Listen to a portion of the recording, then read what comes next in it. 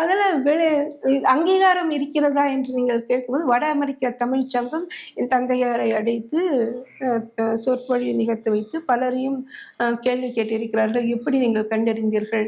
எப்படின்னு எல்லாவற்றுக்கும் அப்பா பதில் சொல்லியிருக்காங்க. அவர்கள் வரலாற்று பேருண்மையாளர் அப்படிங்கிற ஒரு பட்டத்தை கொடுத்துருக்காங்க.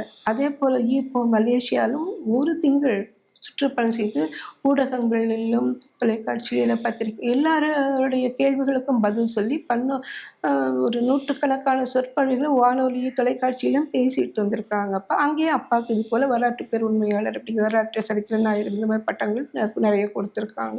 சென்னை பல்கலைக்கழக மெரினா வளாகத்தில் 10 ஆண்டுகளுக்கு மேற்பட்டு அப்பா சிந்துவெளி எழுத்துக்களை பயிற்றுவித்திருக்கிறார் மாணவர்களுக்கு. தொடர்ந்து 10 ஆண்டுகளுக்கு சொல்லும்போது அதான் சொன்னார், அங்கதான் நான் படிச்சேன்னு சொன்னார். ஆமா, அது தவிர கல்லூரிகள் பள்ளிக்கூடங்கள்லயும் மாணவர்களுக்கு அப்பா சிந்துவெளி எழுத்துக்களை பயிற்றுவித்திருக்கிறார். அவங்க எழுதுறாங்க, படிக்கிறாங்க.